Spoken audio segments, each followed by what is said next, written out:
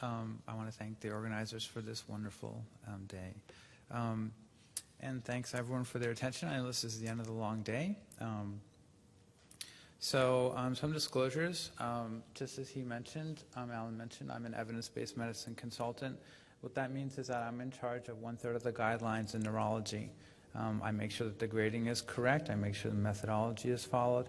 So I have some knowledge about evidence-based medicine with regards to neurology. I'm also one of the team who rates articles in the journal Neurology, and I do that as part of my typical practice. And just like Amy's talk, everything that I'm going to talk about is off-label. There's nothing that's going to be in this talk that's on-label because there's no labeling by the FDA. So unlike epilepsy, there's actually a lot of very good data in multiple sclerosis. So instead of reviewing all the data, which would be impossible in a 20-minute talk, I'm going to focus on these specific papers that have a low risk of bias. And in addition, unlike epilepsy, where we can't say much, in multiple sclerosis, we're able to make treatment recommendations.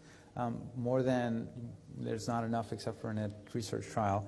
And then I'm going to review the side effects both globally from the American Academy of Neurology systematic review, as well as specifically for multiple sclerosis patients. Okay.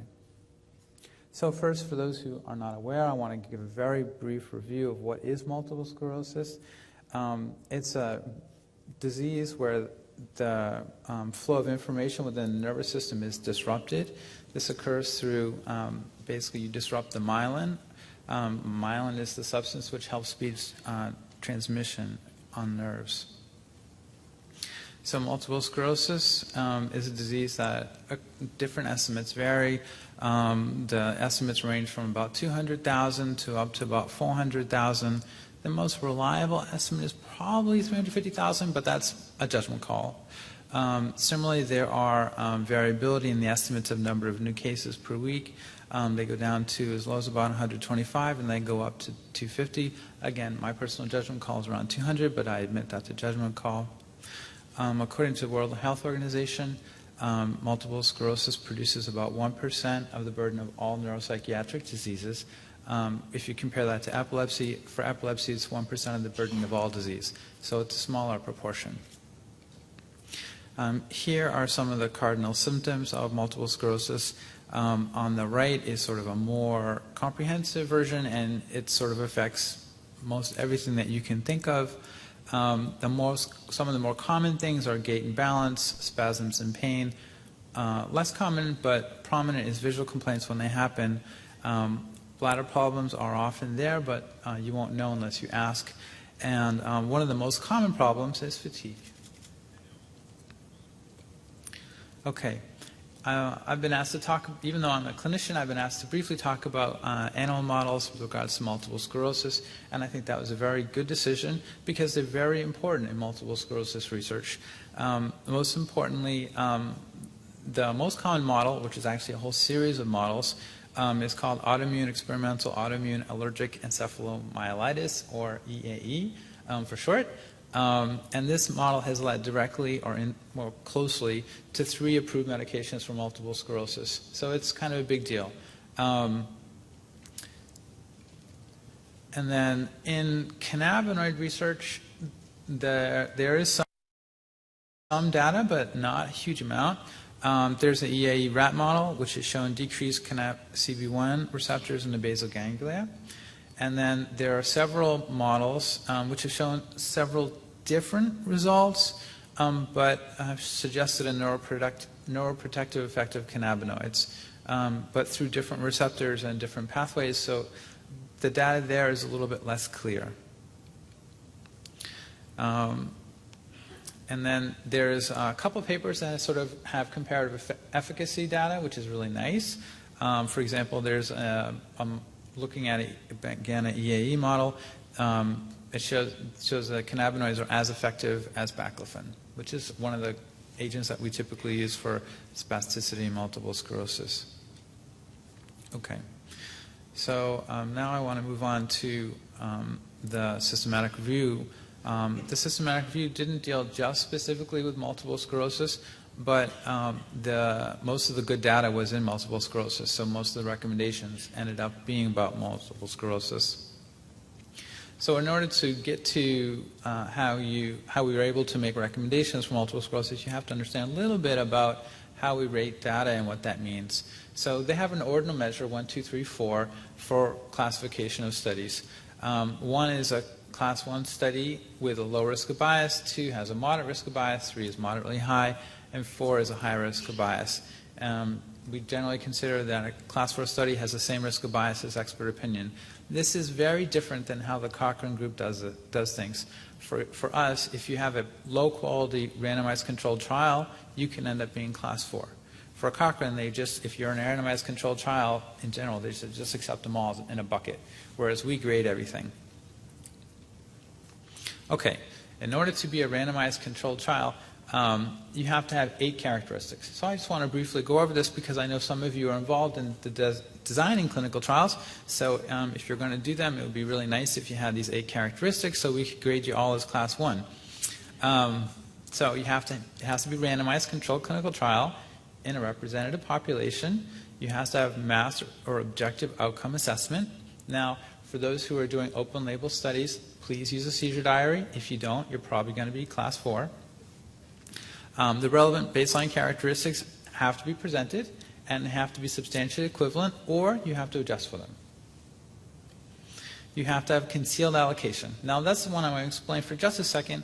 The reason for this is because there's been several studies that have looked at concealed allocation, and they found that the source of bias from concealed allocation is actually bigger than the source of bias from blinding. So concealed allocation is where the examiner cannot manipulate which group the patient ends up in. So examples where concealed allocation, you have concealed allocation is if a pharmacy decides which group the patient is involved in, or if you have sealed, opaque, numbered envelopes. Flipping a coin does not work. A random number table doesn't work because how do we know what random number table to use? You could have just picked a different number that you didn't like, you know. Okay, and then some of the easy ones. Primary outcome has to be clearly defined. Okay, by the more recent update, you can only have 2 primary outcomes. You can't have 8. Your exclusion and inclusion criteria have to be clearly defined, and then you can't have more than 20% of your enrolled subjects drop out. Okay, so there's been a lot of talk about whether there can even be a class 1 trial with cannabinoids in general because of the blinding break. Everyone says that you're totally certain if you know that you get the cannabinoid versus if you get the placebo. And Dr. Wright did a really cool thing where he combined 3 MS trials. Not all of them were class 1, unfortunately, but still, it was a cool thing that he did, and there were over 600 patients in these 3 trials that he combined. And let's see if I can move the mouse. Okay, so so all these patients, well, on 2 of the trials, they used a numerical rating scale, which is a scale from 0 to 10, to assess the efficacy of the drug. For one of the trials, it was a scale from 0 to 100. They just converted that to a 0 to 10. And then for the patients who had experienced cannabis before, their treatment effect was minus 1.23. And this is their 95% confidence interval. For the patients who were unexperienced, it was this in the middle. And then this is the estimated combined effect. So the combined effect crosses 0, suggesting that there's not a statistically significant difference between the group that had experienced cannabis before and the group that had not experienced cannabis before.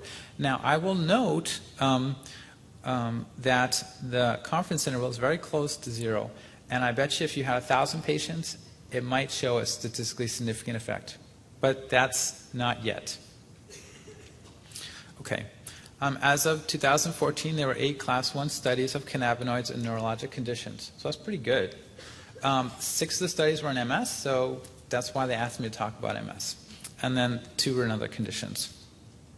So these studies looked at orally ingested mixtures of THC and CBD, cannabidiol with maximum doses of 25 to 30 milligrams of THC, there was no objective differences in spasticity except for in a class 2 extension study. But there were subjective differences in the visual rating scale. And then the oral cannabinoid spray, which is available in Britain, showed a subjective change in the symptoms whose worst symptoms was spasticity, but not in all patients. So basically, a secondary outcome showed a difference, but not the primary outcome. For essential pain, the same 4 studies, and then there's one more, showed that, again, with a subjective measure, they showed that central pain decreases. And then for bladder symptoms, there was only 2 studies that kind of looked at this. One study which looked at it primarily showed some mixed results. There was not a significant difference in the number of episodes, but there was a decreased number of voids per day. And this is with the agent that's from Britain, which is a spray. And then there was a secondary outcome that didn't show subjective improvement in bladder symptoms. Tremor, this was a secondary outcome in 3 different trials, and it didn't show any effect. Smoked marijuana. So everything we've talked about so far are basically pills, okay? There were no Class 1 papers or Class 2 papers of smoked marijuana at all. There was only 2 Class 3 papers, neither of which related to MS and neither of which showed any effect. Okay, so what did we end up with? We ended up with some recommendations. For spasticity, oral cannabis is effective. So that's a very strong recommendation from the American Academy of Neurology. It's actually very difficult to get that level of recommendation unless you have very strong evidence. And then THC is probably effective for reducing patient-centered measures. For essential pain, oral cannabis, again, is effective. That very strong statement. And THC is probably effective. And for urinary dysfunction and tremor, oral cannabis and THC are probably ineffective. I didn't include the recommendations for the British agent because they're not really available here, unless you go to Canada. So adverse effects. This is an important area because this is actually very different in the studies for MS than the studies for children because the adverse effect profile is very different. So in the systematic review, we had about 1,600 patient experiences. And they basically found a very low, only 7% who stopped medication due to adverse effects. And that was compared to 2% with placebo. The most common adverse effects were nausea, weakness, mood changes, fatigue, and intoxication.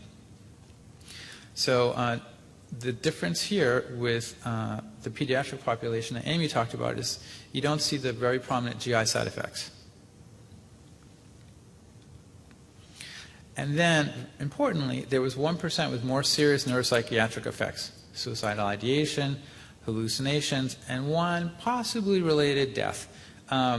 The possibly related death, there was 1 study which had 6 patients with pneumonia, 2 on the treated side, 4 on the untreated side, and 1 on the treated side passed.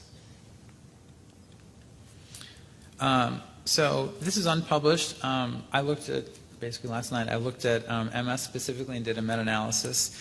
And there were 792 patients in the Class 1 trials who were treated. There was 1 death due to pneumonia, which I mentioned, and there was 1 overdose. This was on the British agent. For the British agent, they don't really recommend going over 12 sprays per day. There's very limited data going on higher than that. And then there was 1 person who, I don't remember if they used 17 or 19 at once, and then they felt like they were drunk. Well, no surprise there. But what was cool about the meta-analysis that I did is I looked at every single side effect, and I just found which ones were significantly different from placebo. And there were only 4. There was like 20 different side effects I had to look at, but only 4 were statistically significant from placebo. And they were dizziness, which is not surprising given that that's very common in kids. Dry mouth, which is kind of unusual. Dry mouth is that may be in part pushed due to the fact that there's some of the sprays that can cause the dry mouth. Psychoactive effects were close, but they were statistically significant. Psychoactive effects includes things like confusion, feeling of dissociation. In MS, very interestingly, there were none of the more serious suicidal ideation kind of things or hallucinations reported. So I thought that was very interesting. And unlike kids, visual changes comes out as a significantly different. Now, it's not that many, but still, there's a difference. Okay. And then future directions, these are trials that are in process, or they've had posters published, or they're completed but haven't been published. So right now there's some controversy about cognitive changes. I know there's a whole bunch of literature, gigantic literature, dealing with marijuana and cannabinoids in general. This is specifically for MS patients. They asked for MS patients treated with cannabinoids, is there a difference? And so basically one paper says yes, one paper says no. So it's sort of an open question. There are several additional ongoing studies looking at spasticity or central pain. That's great. The more evidence we have, the better. Maybe we'll finally get the answer about objective outcomes. And then there's one comparative effectiveness study, which is really nice. Hasn't been published yet. Okay. So what do we know? So THC and oral cannabinoids seem to be effective at controlling patient-centered measures of spasticity and central pain in multiple sclerosis. They do not seem to be effective for objective measures, except for this one paper at 1 year that does suggest an effectiveness. So that's interesting, and it may suggest there are several different possibilities for what that could mean. One tantalizing possibility may be that with time, cannabinoids have increasing effectiveness for spasticity. We also know that the THC and oral cannabinoids seem to be ineffective at controlling tremor and bladder symptoms in multiple sclerosis. Now again, even this data is tempered too, because in the UK trial, there was some effectiveness seen in number of voids in 24 hours, so a secondary outcome. So again, even this is unsteady, but still we're able to say some things. And then my meta-analysis suggests that there are 4 adverse effects which are statistically significant from placebo. So I would suggest that if you have patients who are thinking about cannabinoids in one way or another, or on cannabinoids in one way or another, that you might warn them about, just like any other medicine, you might warn them about dizziness, dry mouth, psychoactive effects like confusion, and visual changes. Okay. And then what do we still need to know? Well, lots of stuff. But the most important things are comparative effectiveness studies with typical agents, as it's very hard to know how to. So right now we have a bunch of efficacy studies saying X works in this and X doesn't really work in that. But we don't really know, does it work more than baclofen for spasticity? Does it work less than baclofen? Does it work better than tizanidine? I mean, we just don't know. So then it's as a neurologist, it's very hard to know when you might prescribe these things. Then there's very little long-term data. There's that one class 2 study that I mentioned that showed objective efficacy. That's pretty much it in the whole literature. That's pretty much it. That's above class 4. And then we need to understand why these medications work in multiple sclerosis specifically. Again, there's a lot of data, a lot of preclinical data seen in multiple sclerosis. The animal literature is just starting in the area. And again, we see some differences of opinions that have not really been clarified on the animal side. That's it.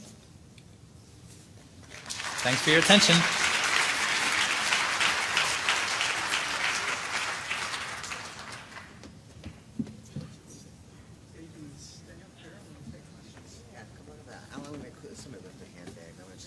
Okay, great. While we're getting our panel assembled, if anyone left it's a tan leather handbag. If you're looking for it, the people in the registration area have it, so please go claim it. And I'll turn things back over to Alan to field our final session's panel discussion. Okay, interesting first question from Dr. Volkov. Is there any evidence to support scheduling of CBD?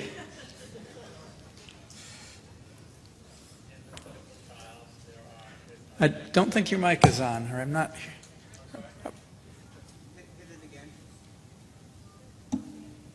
Is it on now? Okay. Yeah. In the systematic review, there's no evidence, unfortunately. No evidence about class 4. Okay, question for Amy. Can you comment on language deficits? How severe are they typically? We really don't have enough information. I mean, families have reported improvement in language simultaneously while they have reported deficits in language. I think we definitely need better data, and we need more comprehensive neuropsychological testing to know that. Okay. Therapeutic potential. Has anyone studied CBD or like compounds for mood stabilization? Many anti-epileptic drugs now are used for mood stabilizers. There's 2 trials, neither of which were in the systematic review. Both the trials showed favorable results. Neither of these trials have been formally graded, so I can't really advise you if they're above class 4 or not. Another question for David. Can you clarify the dose of THC in the clinical trials, and how does it compare to the THC levels seen in dispensary or recreational marijuana, which this note says typically range from 10 to 24% these days? The doses used in the MS trials, as mentioned, were in general 25 to 30 milligrams. In some of the UK trials, you could go up to 120 milligrams. In general, I would say that these doses are smaller than what you would expect to ingest from a dispensary, sometimes significantly less. And there was a follow-up question on that asking, would you recommend using smoked marijuana? Well, I mean, we know in general that smoked marijuana produces about 1/4 of the dose of ingested marijuana. But the data on that is very poor. And there are basically no, as I mentioned in the talk, there's really only 2 class 3 trials, both of which were in movement disorders, and both were like on a single joint or something. So not very, I wouldn't. I mean, I think there's too much risk. Okay, and then this question I think could be for either David or Amy. How do the adverse effects reported in these trials compare with those from currently available pharmaceutical options? So I guess that could apply to either epilepsy or MS. I think the rate of adverse effects that we are seeing so far has been higher in the observational trials. Most of our anti-seizure medication trials don't have adverse effect rates of almost 80%. The pattern is not not dissimilar from what we see in some, with a lot of cognitive changes and fatigue being fairly high on the list. I would say the GI disturbances are somewhat higher in their percentages and their prevalence in the cannabidiol studies than we see with other anti-seizure medications. I would say the data in multiple sclerosis echoes that. There's very high rates of side effects seen. The numbers of side effects that actually cause one to stop using the medication now, it's probably about the same for the typical agents used in multiple sclerosis. But the risk of side effects, having any side effect, is, I would say, significantly higher. And of course, the pattern of the side effects is different. Another question for Amy. What are the effects of CBD on concentrations of valproic acid? Again, we don't have great data, but from the observational trials, predominantly the one with Epidiolex, there was some increase in the valproic acid levels, although I'm not sure that it met significance. Oh, and the only instances of thrombocytopenia and abnormalities of liver function tests were in people that had been on valproic acid and had the cannabidiol added to that. So I think that's a risk people need to be aware of as well. There may be some interaction there. Okay, and a question, I guess this could be for any of you, on what evidence is CBD being used for Parkinson's? The only evidence from the systematic review suggests that it's ineffective for levodopa-induced dyskinesias. There is no, I think that was on the THC trial. There is no data about cannabidiol above class 4 that I even know of. Okay, another question for Amy. What can you tell us about the CBD-THC ratio for optimal clinical results with minimal side effects? Absolutely nothing. I mean, and again, the observational trials have been all over the place. There were some patients on THCA, that's almost exclusively THC. There were some that were on reportedly very high cannabidiol levels. So I don't think we have any information. I think the best information we're going to get is when the RCTs with Epidiolex, which is a highly purified cannabidiol product, are available. And here we have a question from the Twitterverse. Are adverse effects with CBD temporary when treating pediatric epilepsy? Did they subside over time with increased tolerance?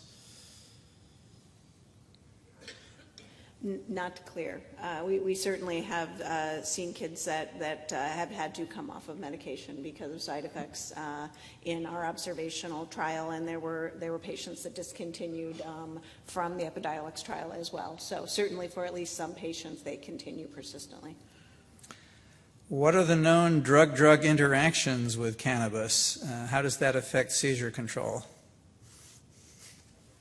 The ones that have become the most clear is the interaction with clobazam and the interaction with valproic acid. In particular, the interaction with clobazam, where there's a significant increase, in particular in the N-desmethylclobazam metabolite, which is also thought to mediate a lot of the potential effect. And interesting, there was a higher rate of efficacy overall in the observational trial in patients that were also being treated with clobazam, as there has been actually reported with stiripentol, which is the other drug that I mentioned that has undergone a randomized controlled trial for treatment in Dravet's, where also some of the effect of stiripentol is thought to potentially be related to an interaction with clobazam.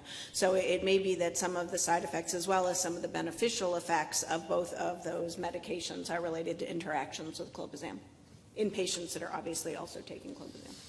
Okay, a question for Yvonne about brain development. If you are saying that CBD affects brain development in a manner similar to that of THC, what is the mechanism for this, given that CBD doesn't interact with the CB1 receptor? Yeah, that one study that I mentioned on CBD and brain development, the recent study, specifically pinpointed this GPR55 as being the mechanism. So it's very clear in a knockout, there is no, in the GPR55 knockout, there is no effect. So that's why it's not CB1 dependent. And another question for Yvonne. How does 2-AG get from the postsynaptic cell to the presynaptic terminal, given that it's a poorly aqueous ligand? Is there a transporter for it? Yeah, I mean, this is something that, I hope that before I die, we will know the answer. It's a very puzzling thing, right? I mean, you have a lipid, and how does that cross the synaptic cleft? So we just don't know. And incidentally, that's why I'm excited about this postsynaptic pathway, because that's right there where the 2-AG is synthesized in the postsynaptic pathway, and it's acting on apparently it's acting on the receptors that are right there in the postsynaptic membrane. So that might be that, it's an alternative. But certainly the other pathway, the retrograde pathway, seem to exist. So we have to solve this puzzle one day. What we really need is a probe where you can attach to the lipid and you could track it. That would be the beauty, right? But I talked to many chemists about it, and they all look at me with horror. So I don't know. And then they laugh. And from the Twitterverse, is CBD illegal, and does it show up on drug tests?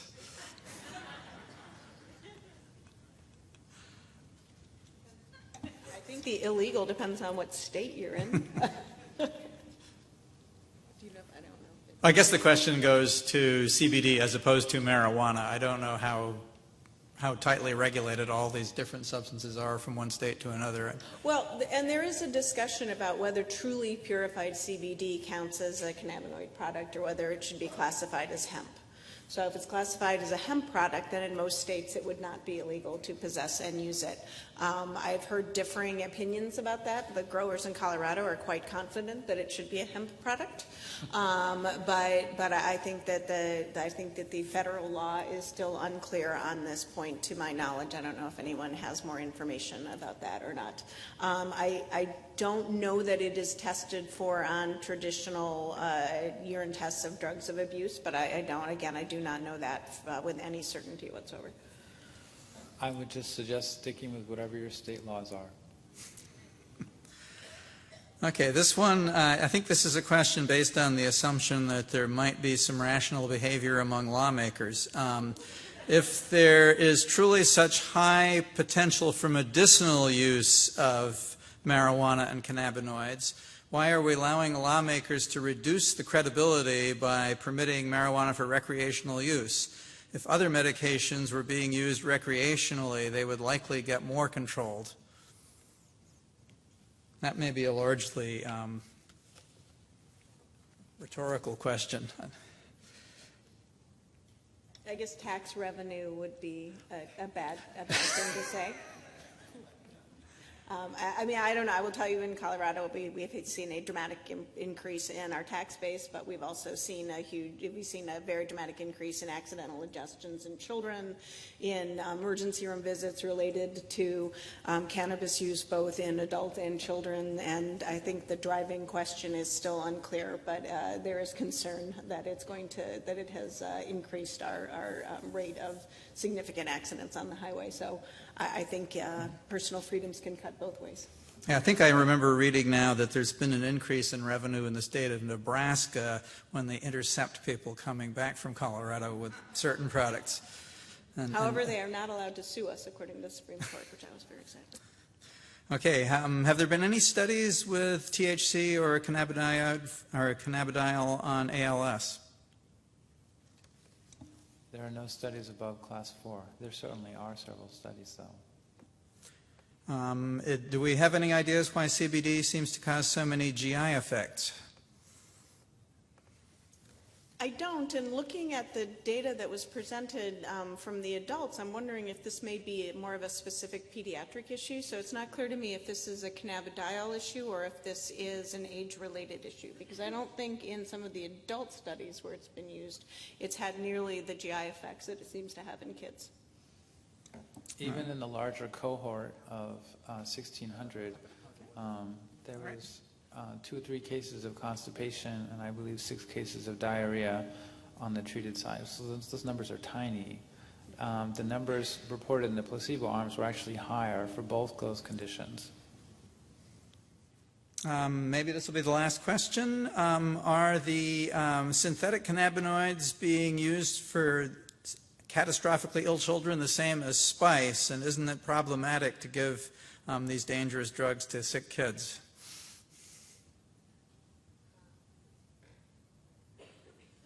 I don't believe that spice is a purified cannabidiol preparation. I'm pretty sure it is not, although I don't know much about. Okay, Nora's shaking her head, so I'm going to take it with great authority that spice is not a purified cannabidiol preparation. Again, I think it has to do with what component of the marijuana plant you are purifying. There are more than 400 of them, so I suspect it matters which component you purify. Okay, I think we can wrap it up now. So let's thank all 3 of the speakers very much.